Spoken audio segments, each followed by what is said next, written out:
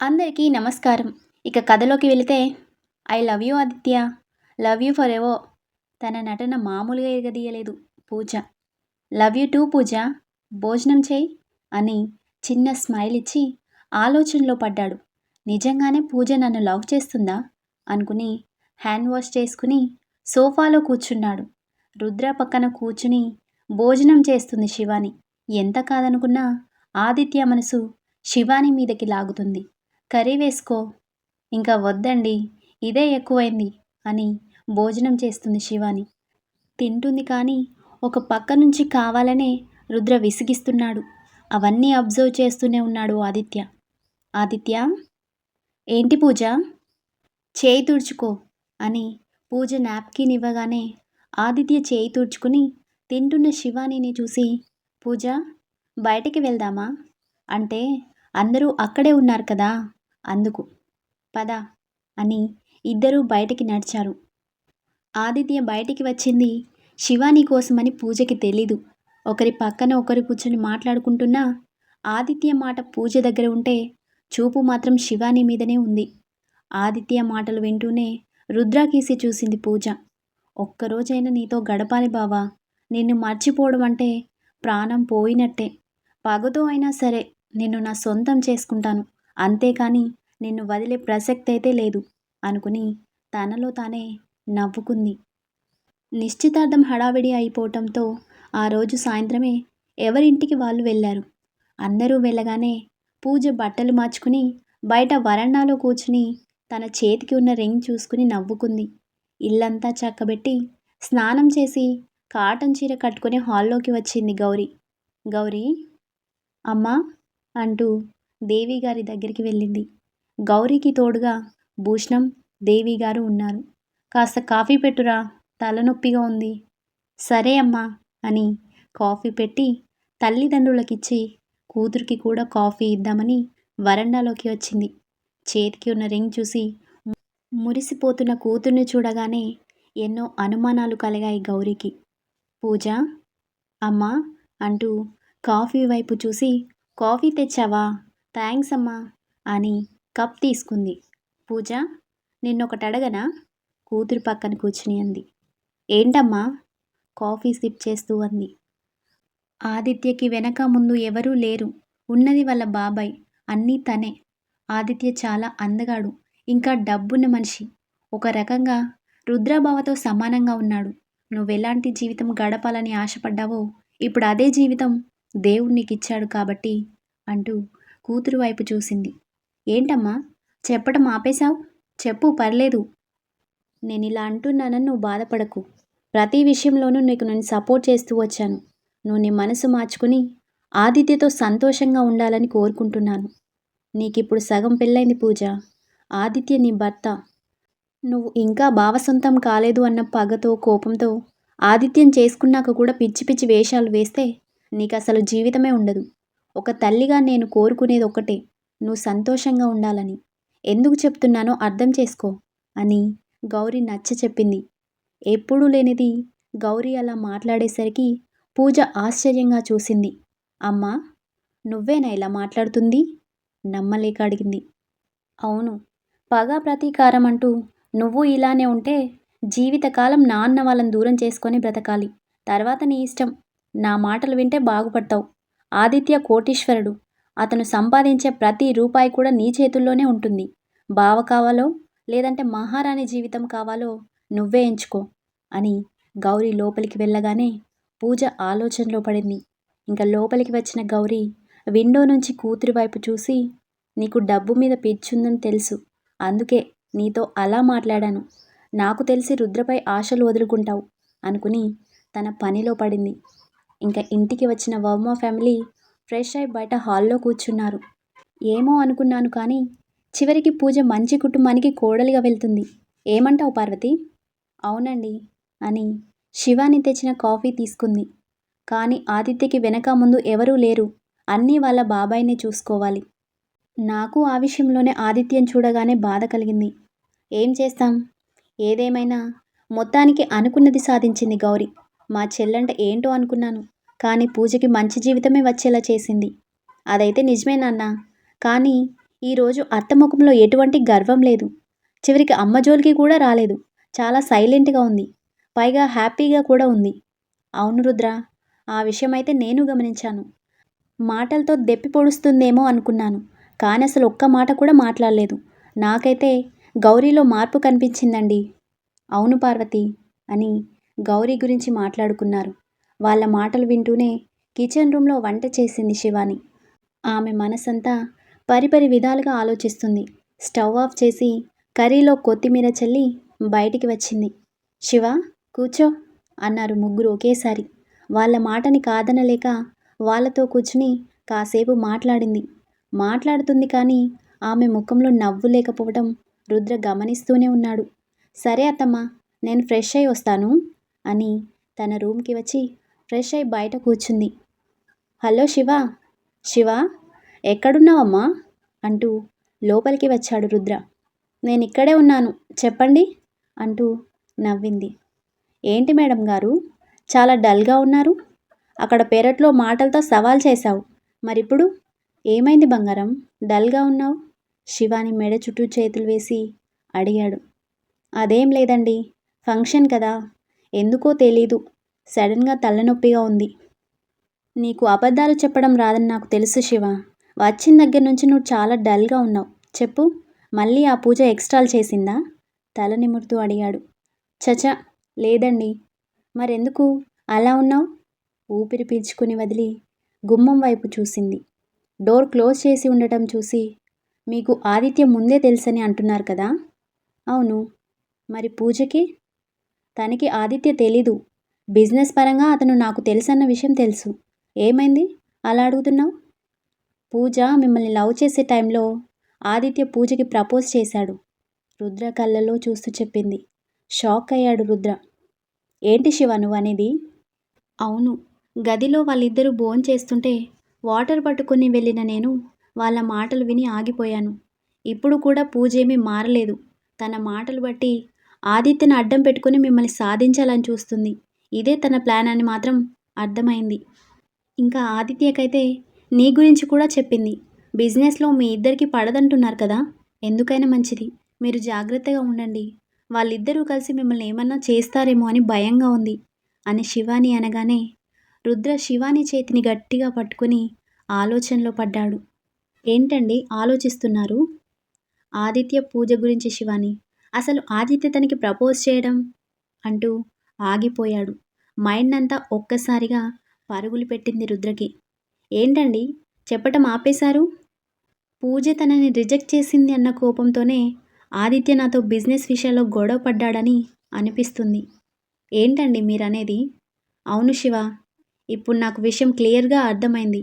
అప్పుడు పూజ నాతో లవ్లో ఉంది కదా, అందుకే ఆదిత్య ప్రేమని వద్దంది. ఆ కోపం ఆదిత్యకి ఉంది కాబట్టే నాతో గొడవ పడేవాడు. ఇంకా పూజ నన్ను లవ్ చేసింది నా అందం మనసు చూసి కాదు, నా ఆస్తిపాస్తులు చూసి. మహారాణిలా ఈ ఇంట్లో పెత్తనం చేయాలని చూసింది. కానీ పిల్లలు పుట్టారన్న విషయం అమ్మకి తెలిసి నన్ను నీకిచ్చి చేసింది. తనకి దక్కాల్సిన భాగ్యం నీకు దక్కింది కాబట్టి ఆ కోపంతోనే ఆదిత్యని పెళ్లి చేసుకోవాలనుకుంటుంది. ఆదిత్య దగ్గర డబ్బుకి, ఆస్తులకి, జల్సాకి కొదవలేదు కాబట్టి ఆదిత్యని యాక్సెప్ట్ చేసింది. అంతేకాని అతని మీద ప్రేమ ఉండి కాదు శివ. అవునా అంటూ ఆశ్చర్యంగా చూసింది శివాని. అవును శివాని, ఇందులో విషయం ఏంటంటే పూజ నిన్ను బాధ పెట్టాలని టార్గెట్ అంతే, అంతకు మించి ఏమీ లేదు. నువ్వు వాళ్ళ కోసం ఆలోచించి మనసు పాడు చేసుకోకు శివ. నువ్వెప్పుడూ నా ఎదురుగా హ్యాపీగా ఉండాలి, అర్థమైందా? ఆమె చెంపపై చేయి వేసి అన్నాడు. నిజం చెప్పనా, నువ్వు నా లైఫ్లోకి వచ్చాక నా లైఫ్ మారిపోయింది. ఆఫీస్, ఇల్లు, కుటుంబం ఇదే ప్రపంచం అనుకున్న నాకు అన్నీ నువ్వైపోయావు. నేను నీ పక్కనున్నంత వరకు నువ్వెప్పుడూ సంతోషంగా ఉండాలి. నా ఎదురుగా నువ్వు కంటతడి తెచ్చుకొని నీలో నువ్వే బాధపడకు ప్లీజ్. ఆర్తిగా ఆమె తల నిమిరి గుండెలకి హత్తుకున్నాడు. భర్త కౌగిలిలో ఒదిగిపోయింది శివాని. ఏమండి? ఏంటి శివ, రేపొకసారి మా పుట్టింటికి తీసుకొని వెళ్తారా? కానీ తమరికి పుట్టిల్లు వెళ్ళటం ఇష్టం ఉండదు కదా. కానీ సడన్గా తీసుకుని వెళ్ళమనడానికి కారణమేంటో? పొద్దున్న అమ్మ ఫోన్ చేసిందండి. నాన్నకి మొన్నటి నుంచి ఆరోగ్యం బాలేదని నువ్వు ఒకసారి రా అని అంటుందమ్మ. ఏంటి శివ, మావయ్యకి ఒంట్లో బాగోకపోవడం ఏంటి? ఏమో అండి. నిన్నటి వరకు జ్వరం, ఈరోజు జ్వరం ఏమీ లేదు అని చెప్పిందమ్మ. కానీ నాన్నెందుకో బాగా నీరసంగా ఉన్నారని అంది అమ్మ. ఒకసారి ఆయన్ని పలకరిద్దామని. మీకిష్టమైతేనే అండి. ఛ! అవే మాటలు శివ. పొద్దున్నే వెళ్దాం. అయినా ఇంత జరిగినా నువ్విప్పుడా నాకు చెప్పేది? అంటే ఈరోజు పూజకి నిశ్చితార్థం కదండీ! అందుకే. ఇంట్లో వాళ్ళకి చెప్పలేదు డిస్టర్బ్ అవుతారని.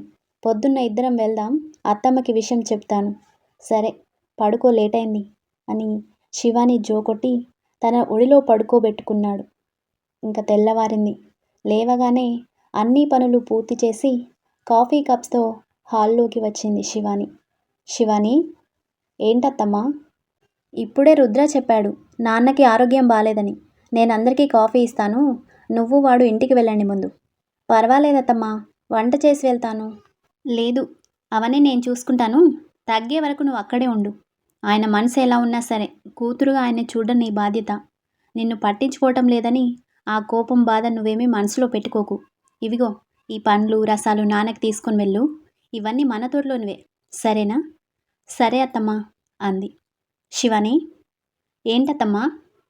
చూడు, నువ్వు మా దగ్గర ఇలాంటి విషయాల్లో మొహమాటం పడకు. నీది మాది వేరు కాదు, అందరం ఒకటే. ఇలాంటివి జరిగినప్పుడు నువ్వు ముందుగానే మాకు ఒక మాట చెప్పు.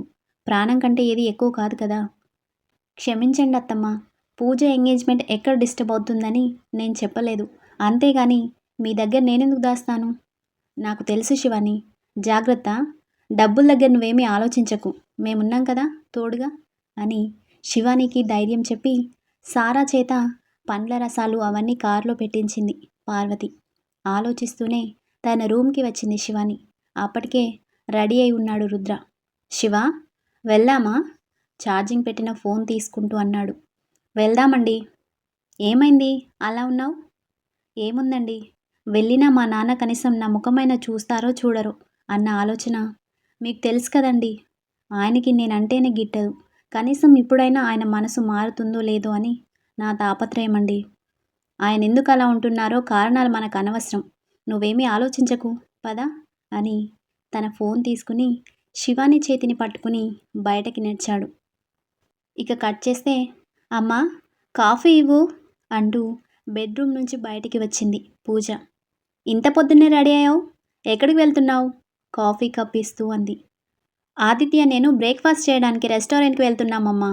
ఏంటి? ఆశ్చర్యంగా అడిగింది. హా, అవును. ఎలానో వచ్చే వారం పెళ్ళి కదా. ఈ 2 రోజులు ఒకరి కోసం ఒకరు తెలుసుకుంటే మంచిదని నా అభిప్రాయం. అందుకే పొద్దున్న ఆదిత్యకి కాల్ చేసి బ్రేక్ఫాస్ట్ బయట హోటల్లో చేద్దామని నేనే అడిగాను. తను ఓకే అన్నాడు. ఏ అమ్మా, వెళ్ళొద్దా అని అడిగింది. వెళుతుంది ఆదిత్యతోనే కదా, వెళ్ళు. కానీ టైంకి ఇంటికి వచ్చేయి. అంతేకాదు, ఒక్క మాట చెప్తాను విను. ఏంటమ్మా? నువ్వింకా రుద్రని ప్రేమిస్తున్నావా? సూటిగా అడిగింది గౌరి. మాట్లాడలేదు పూజ. నీ మనసే చెబుతుంది. ఆదిత్య రుద్రకేమీ తక్కువ కాదు. ఒక రకంగా శివాని అనుభవిస్తున్న దానికంటే గొప్ప జీవితం ఆ దేవుడు నీకిచ్చాడు. నువ్వింకా నా బావ, నా రుద్ర అని పగతో ఆదిత్యం చేసుకుంటే ఆ మహారాణి జీవితం నీ కాళ్ళతో నువ్వే తన్నుకున్నట్టు అవుతుంది. ఆ తర్వాత నీ ఇష్టం. ఆదిత్య దగ్గర ఎక్కువ రుద్ర టాపిక్ తీసుకొని రాకు. నీ మంచికే చెప్తున్నాను అని గౌరీ లోపలికి వెళ్ళగానే పూజ ఆలోచిస్తూ బయటకి వచ్చింది. ఏంటి అమ్మ ఈ మధ్యన ఇలానే మాట్లాడుతుంది? అసలు నేను పెళ్లి చేసుకుంటుంది భావన శివానిని వేరు చేయాలని కదా. అమ్మ మాటి మాటికి ఎందుకు ఇలా మాట్లాడుతుంది అనుకుని ఆలోచనలో ఉండగానే తన ఎదురుగా బ్లాక్ కలర్ బెంచ్ కార్ వచ్చి ఆగింది. ఈ కార్ బావదా ఏంటి అనుకుని ఆలోచిస్తూ గేట్ ఓపెన్ చేసి బయటకి వచ్చింది. Good morning madam. Aditya sir మిమ్మల్ని రెస్టారెంట్కి తీసుకుని రమ్మన్నారు అని డ్రైవర్ చెప్పగానే పూజ షాక్ అయింది. నేను ఆటోలో వచ్చేదాన్ని కదా, సార్ కార్ పంపించారా? మీరు ఆటోలో రావడం ఏంటి మేడం? సార్కి నచ్చదు. ముందు మీరు కార్ ఎక్కండి మేడం, లేట్ అయితే మళ్ళీ సార్కి కోపం వస్తుంది అని డ్రైవర్ అనగానే పూజ నవ్వుతూ కారెక్కింది. తన తల్లి మాటలు తలుచుకుంది. ఆ దేవుడు నీకు మహారాణి జీవితం ఇస్తున్నాడు.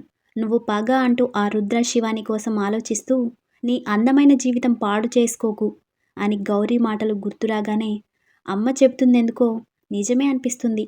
ఆదిత్య నిజంగానే మంచివాడు. తనలాంటివాడు దొరకాలంటే దొరకడు. అలా అని ఆ శివాని బావతో ఉండటం నాకు అసలు ఇష్టం లేదు. అబ్బా ఛ! ఏం చేయాలి నేను? అనుకుని విండో బయటికి చూసి తను ఆలోచనలో మునిగింది. కార్ నేరుగా రాజేంద్ర ఇంటి ముందు ఆగింది. శివాని చేతిని పట్టుకుని లోపలికి వచ్చాడు రుద్ర. అప్పటికే హాల్లో కూర్చుని ఉన్నారు రాజేంద్ర గారు. అమ్మా శివాని, ఎలా ఉన్నావమ్మా అని పలకరించింది రాజీ. బావున్నానమ్మా, మీరెలా ఉన్నారు అని తన తండ్రి వైపు చూసింది. చాలా చిక్కిపోయాడు రాజేంద్ర. ఆరోగ్యం బాగా దెబ్బతినడంతో మునిపటిలా లేడు. తండ్రిని చూడగానే ఏడుపొచ్చేసింది శివానికి. ఎలా ఉన్నారు మావయ్య, ఆరోగ్యం ఎలా ఉంది అని రుద్ర ఆప్యాయంగా పలకరించాడు. బానే ఉంది అల్లుడు, ఎలా ఉన్నారు అని కూతురు వైపు చూశాడు. తల దించుకునే ఉంది శివాని. ఎలా ఉన్నావు శివాని? తండ్రి మాటలకి తలెత్తి బావున్నాం నాన్న, మీరెలా ఉన్నారు? బానే ఉన్నాం. రాజీ, కాఫీ ఇవ్వు. సరే అండి అని రాజీ కిచెన్ రూమ్కి వెళ్ళగానే రుద్ర నవ్వుతూ, శివ, ఏంటండి? నువ్వు ఫ్రెష్ అవ్వు, నేను మావయ్యతో మాట్లాడొస్తాను అని రుద్ర అనగానే శివాని తన రూమ్కి వచ్చి బెడ్ మీద కూర్చుంది. వంట్లో బాగోకపోయినా నాన్నకి నా మీద కోపం పోవడం లేదు. అసలు ఆయనకి కూతురుగా పుట్టి తప్పు చేశాను, నేను పుట్టకపోయినా బాగుండేది అనుకుని తనలో తానే బాధపడి వాష్రూమ్కి వెళ్ళింది. అల్లుడు గారు, కాఫీ తీసుకోండి. థ్యాంక్స్ అత్తమ్మా అని కాఫీ తాగి, అసలు సడన్గా జ్వరం ఏంటి మావయ్య? మీరెప్పుడూ జాగ్రత్తగానే ఉంటారు కదా. కూతురు మీద బెంగతో ఆయన అలా అయిపోయారు బాబు అని రాజీ అనగానే రుద్ర ఆశ్చర్యంగా చూశాడు. అవునల్లుడు గారు, నిజం చెప్పాలంటే శివాని అంటే ఆయనకి పంచ ప్రాణాలు. కానీ శివానీతో ఉంటే ఎక్కడ తన భార్య దూరమైనట్టు శివాని దూరం అవుతుందన్న భయంతో ఇన్ని రోజులు శివాని మనసును బాధ పెడుతూనే ఈయన బాధపడ్డారు. అంతేకాని శివాని అంటే ఇష్టం లేక కాదు. తనని దూరం పెట్టిన రోజు కళ్ళెదురుగా కనిపించే శివాని ఇప్పుడు అత్తగారింటికి వెళ్ళాక తనక్కడ ఎలా ఉంటుందో ఏంటో అని ఆయన బెంగబాబు. శివాని జాతకంలో ఎటువంటి దోషం లేదు, కానీ ఆయన నష్టజాతకురాలివి అంటూ నోటికొచ్చింది మాట్లాడి శివానిని దూరం పెట్టాడు. కారణం, మీ మావయ్య గారి జాతకంలో దోషం ఉంది. శివానికి దగ్గరగా ఉంటే శివాని దూరం అవుతుందని పుట్టగానే పంతులు గారు చెప్పడంతో అప్పటి నుంచి ఆయన శివానిని దూరం పెట్టారు. అంతేకాని కూతురంటే ఇష్టం లేక కాదు అని రాజీ అనగానే అంతా విన్న రుద్ర ఆశ్చర్యంగా చూశాడు. ఏంటి మావయ్య, మీరు ఈ రోజుల్లో కూడా జాతకాలు నమ్ముతున్నారా? నమ్ముతాను రుద్ర. శివాని వాళ్ళ అమ్మ దూరమైంది కూడా నా వల్లే. ఆ రోజు పంతులు గారు చెప్పారు, నువ్వు పెళ్లి చేసుకున్నా నీ భార్య నీతో ఉండదు, నీ జాతక దోషాలున్నాయని. కానీ నేనే వినకుండా పెళ్లి చేసుకుని భార్యని పోగొట్టుకున్నాను. కూతుర్ని కూడా పోగొట్టుకోవడం ఇష్టం లేక తనని పుట్టగానే దూరం పెట్టాను. ఏం చేయను, ఉన్న నా కూతుర్ని కూడా దూరం చేసుకోవడం ఇష్టం లేక 2 రోజుల నుంచి శివానిని చూడాలని అనిపించింది. అందుకే రమ్మని ఫోన్ చేశాను. నా కూతుర్ని జాగ్రత్తగా చూసుకోవాలడు. తనకసలేమీ తెలీదు, కానీ చాలా మంచిది. తన మనసు కూడా గొప్పది, నమ్మితే ప్రాణం ఇస్తుంది. నా కూతుర్ని నీ చేతుల్లో పెట్టాను, బాధ్యతంతా నీదే అని రాజేంద్ర అనగానే రుద్ర బాధపడ్డాడు. ఏంటి మామయ్య ఆ మాటలు? అసలేమైంది మీకు? శివాని అంటే నాకు ప్రాణం. తన కోసం మీరు బెంగ పెట్టుకొని ఆరోగ్యం పాడు చేసుకోకండి అని రాజేంద్రతో కాసేపు మాట్లాడి తన రూమ్కి వచ్చాడు. ఇంకా ఫ్రెష్ అయి బయట బాల్కనీలో కూర్చుంది శివాని. రూమ్కి వచ్చిన రుద్ర శివాని ఒంటరిగా కూర్చోవడం చూసి ఇది ఇంకా వాళ్ళ నాన్న కోసం ఆలోచిస్తుంది అనుకుని టవల్ తీసుకుని ఫ్రెష్ అయి శివాని దగ్గరికి వచ్చి పక్కన కూర్చున్నాడు. ఏంటి, మీ నాన్న కోసం బాధపడుతున్నావా? ఆమె భుజంపై చేయి వేసి అడిగాడు. అవునండి. కంట్లో తడి తుడుచుకుని రుద్ర కేసి చూసి, ఆయన కోసమే కదా వచ్చాము. చూసారా, అంతలా ఆరోగ్యం బాగోకపోయినా తన కోపం పక్కన పెట్టలేదు. అలానే ఎందుకు అనుకుంటున్నావు శివ? ఆర్తిగా అడిగాడు. మరెలా అనుకోను? నాకు పిచ్చి పట్టిందని అనుకోనా? లేదంటే తండ్రి ఉన్న ఒంటరిదాన్నని అనుకోనా? ఆపుతావా? సీరియస్గా చూశాడు. నేనేమన్నానని అంత కోపం మీకు? చిన్నప్పటి నుంచి నేనెంత నరకం చూస్తున్నానో నాకు తెలుసు.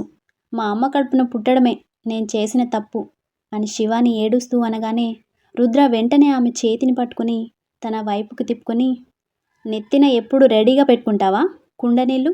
మాట్లాడితే చాలు ఏడుస్తావు, కొట్టానంటే అని ఆమె చెంపపై కన్నీరు తుడుస్తూ, పిచ్చిదానా, మీ నాన్నకి నువ్వంటే ప్రాణం. "హ్మ్, ఇంకా?" అంటూ కోపంగా చూసింది. "ఏయ్! నేను చెప్పేది జాగ్రత్తగా విను. మీ నాన్న నీకెందుకు దూరంగా ఉంటున్నాడో కారణం ఎప్పుడైనా తెలుసుకున్నావా?" ఆమె తల నిమురుతూ అడిగాడు. "లేదండి." "కనీసం తెలుసుకునే ప్రయత్నం చేశావా?" అంటూ బాధగా చూసి, "నన్నొక పురుగులా చూస్తున్నప్పుడు నేనెలా తెలుసుకునే ప్రయత్నం చేస్తానండి? అదే నువ్వు చేసిన తప్పు శివ" అని రుద్ర అనగానే శివాని ఏమీ అర్థం కాక చూసింది. "ఏంటండి మీరనేది?" "అవును శివాని, మీ నాన్న నిన్ను ఊరికనే దూరం పెట్టలేదు. ఆయనకి నువ్వంటే పంచ ప్రాణాలు. మీ నాన్నగారి జాతకంలో దోషాలున్నాయంట శివ. అందుకే మీ అమ్మగారు దూరమయ్యారు. పంతులు గారు మీ నాన్నగారి జాతకం ప్రకారం ఆయన నీకు దగ్గరగా ఉన్నా నీ ప్రాణాలకు ప్రమాదం అని చెప్పడంతో నిన్ను పుట్టిన దగ్గర నుంచి దూరంగా ఉంచారు. అంతేకాని నువ్వంటే ఇష్టం లేక కాదు. ఇప్పుడు ఆయన ఆరోగ్యం దెబ్బతింది కూడా నీ వల్లే. ఇన్ని రోజులు నువ్వు ఆయనకి దూరంగా ఉన్నా కళ్ళెదురుగా ఉండేదానివి కానీ ఇప్పుడు నా దగ్గర ఉంటున్నావు కదా, నువ్వెలా ఉంటున్నావు ఏంటి అని ఆయన బెంగ. ఆ బెంగతోనే అనారోగ్యం తెచ్చుకున్నారు. మీ నాన్న చాలా మంచివారు శివ. నువ్వు ఆయన మీద కోపం తెచ్చుకోకు. నేను చెప్పేది నిజం" అని రుద్ర అసలు విషయం చెప్పగానే శివాని షాక్గా చూసింది. "ఏంటండి మీరనేది?" "అవును, నిజం. ఆయన జాతకం ప్రకారం నన్ను దూరం పెట్టారని ఈ విషయాలన్నీ మీకెలా తెలుసు?" నమ్మలేక అడిగింది. "చెప్పింది మీ నాన్ననే బాబు. కావాలంటే ఆయన్నే అడుగు. అంతేకాని నువ్వు ఏడవకు. ఏడిస్తే చంపేస్తాను" అని రుద్ర అనగానే శివాని రుద్రని పక్కకి నెట్టి పరుగున రాజేంద్ర రూమ్కి వెళ్ళింది. "ష్! దీనికి ఏమి చెప్పినా పట్టలేము. విషయం చెప్పానో లేదో నన్నే పక్కకి నెట్టేసింది. రాక్షసి. రూమ్కొస్తుంది కదా, అప్పుడు చెప్తాను దీని సంగతి" అనుకుని తన ఫోన్ వైబ్రేట్ అవ్వడంతో ఫోన్ చూశాడు.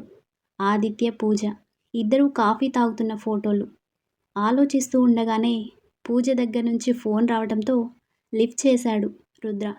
"బావా, ఎలా ఉన్నారు? ఎందుకు ఫోన్ చేశావు? నన్నొద్దన్నావు కదా, ఇప్పుడు చూసావా ఆ దేవుడు నాకేం చేశాడో? నీకంటే అందగాడు, డబ్బున్నవాడు నా ఆదిత్య. నీ అందం, డబ్బు చూసుకునే కదా నీ పొగరు. నీ పొగరంతా తొందరలోనే దించుతాను బావా. Wait and see." "అవునా? ఇంకా?" కాలు మీద కాలు వేసుకుని రూమ్కేసి చూశాడు శివాని వస్తుందేమో అని. "ఏంటి బావా ఇంకా అంటున్నావు? అసలు నేనేం చేయబోతున్నానో తెలుసా?" "తెలుసు. ఆదిత్యని పెళ్లి చేసుకుని వాడితో కాపురం చేస్తావు. అయితే ఏంటి? ఆదిత్యతో సంసారం ఒక్కటే కాదు, నీ పెళ్ళాన్ని కూడా నీ నుండి దూరం చేస్తాను" అని పూజ అనగానే రుద్ర చిన్నగా నవ్వాడు. "అవునా? నీ చేతనైంది చేసుకో" అని రుద్ర ఫోన్ పెట్టగానే పూజ తనలో తానే రగిలిపోయింది. "చావైన రుచి చూస్తాను కానీ ఆ శివానీని మాత్రం వదలను" అనుకుంది. కాల్ కట్ చేసిన రుద్ర విసుగ్గా తల విదిలించి, "అసలేంటి ఈ పూజ? బొత్తిగా భయం లేకుండా పోతుంది. లాగిపెట్టి కొడదామన్నా చిన్నపిల్ల కదా అని ఆలోచిస్తున్నాను. ఛీ, దీని బుద్ధి మారదు" అనుకుని శివాని కోసం బయటికి వచ్చాడు. రాజేంద్ర రూమ్ డోర్ ఓపెన్ చేసి ఉండటం చూసి, "మావయ్యకి అసలే ఒంట్లో బాలేదు. దీని ఏడుపుతో ఆయన బట్టలతో పాటు ఆయన్ని కూడా తడిపేసి రూమంతా వాటర్తో నింపేస్తుంది" అనుకుని రూమ్ దగ్గరికి వచ్చాడు. తండ్రి చేతిని పట్టుకుని వెక్కి వెక్కి ఏడుస్తుంది శివాని. రాజేంద్ర కూతురు తల నిమురుతూ గుండెలకి హత్తుకున్నాడు. "ఎందుకమ్మా ఏడుస్తావు? మీరు నాకు దూరంగా ఉంటున్నారని మనసులోనే మీ మీద కోపం తెచ్చుకున్నాను నాన్న. దయచేసి నన్ను క్షమించండి." "క్షమించాల్సింది నేను కాదురా, నువ్వే నన్ను క్షమించాలి. ప్రేమని పంచలేదు నీకు. ఎప్పుడూ తోడుగా ఉండలేదు. చివరికి నిన్ను ఆడించలేదు. ఇప్పటికీ కూడా దూరం పెడితే నీ దృష్టిలో రాక్షస తండ్రిగా మిగిలిపోతానని భయం వేసి నిజం చెప్పకుండా చచ్చిపోతానేమో అనుకున్నానమ్మా." "ఏంటి నాన్న ఆ మాటలు?" "అవునమ్మా, నువ్వు పెళ్లి చేసుకుని అత్తగారింటికి వెళ్ళిన దగ్గర నుంచి నీ మీద బాగా బెంగొచ్చేసిందిరా." "ఆ రుద్ర ఎలా చూసుకుంటున్నాడమ్మా? మీ అత్తారింట్లో అందరు నిన్ను బాగా చూసుకుంటున్నారా?" కూతురు చెంపపై చేయి వేసి అడిగాడు. "నాన్న, నేనక్కడ మహారాణిలా ఉంటున్నాను తెలుసా? మీ అల్లుడు గారైతే నన్ను బంగారపు బొమ్మలా చూసుకుంటున్నాడు. నేనక్కడ చాలా సంతోషంగా ఉన్నాను నాన్న. మా అత్తమ్మ అయితే నన్ను కూతుర్లా చూసుకుంటుంది. నాకేం కావాలన్నా అన్నీ వాళ్ళు తెచ్చిపెడతారు" అని తన వాగుడు మొదలుపెట్టింది. కూతురు మాటలు వింటూనే రాజేంద్ర మురిసిపోయాడు. స్టోరీ నచ్చితే లైక్ చేయండి, షేర్ చేయండి, ఇంకా సబ్స్క్రైబ్ చేసుకోండి. మళ్ళీ కలుద్దాం.